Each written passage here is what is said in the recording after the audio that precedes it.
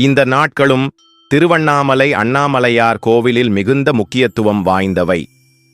அந்த மாலை நேரத்தில் நடைபெறும் நந்தி அபிஷேகத்தை நேரில் கண்டாலே புண்ணியம் கிடைக்கும் என்பது தொன்மத்தின் கூற்று.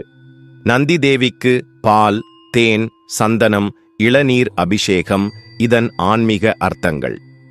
பால் பாவநாசனத்தின் உருவம்.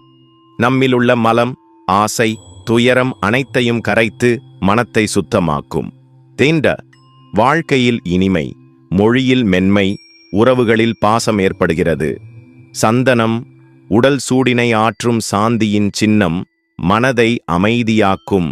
இளநீர் உடலுக்கும் உயிருக்கும் தேவையான எளிய துரும்பற்ற வழிபாடு.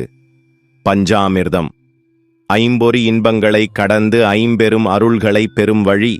நந்தி தேவிக்கு பிரதோஷ நாளில் வணங்குவதால் கிடைக்கும் அதிசய பலன்கள்.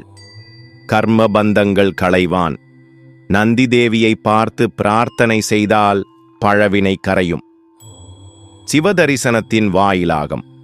நந்தி வழியாகவே சிவபெருமானை காணும் இலகுவான பாதை கிடைக்கும். தொழிலில் உயர்வு, குடும்பத்தில் அமைதி. நந்திக்கு சந்தனம் அபிஷேகம் செய்து மனத்தில் தவம் செய்தால் தடைப்பட்ட காரியங்கள் நடைபெறும். மௌனத்தால் பிரபஞ்ச ஒலி. நந்தி பேசுவதில்லை, ஆனால் அந்த மௌனம் உலகத்தை உணர வைக்கும். நம்மையும் அதேபோல் ஆழ்ந்து பார்க்க தூண்டும். சந்திரனால் சூழ்ந்த பிரதோஷ நேரத்தில் நந்திக்கு செய்யும் அபிஷேகம். இது துல்லியமான நேரத்தில் செய்தால் நம் ஜாதக பாபங்களை கூட நந்தி காப்பாற்றுவார். திருவண்ணாமலை பிரதோஷ நந்தி தரிசனத்தின் சிறப்புகள்.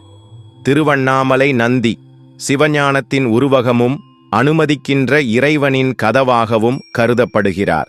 பிரதோஷ நாள் மாலை 4:30 முதல் 6:30 வரை அபிஷேகம் நடைபெறும்.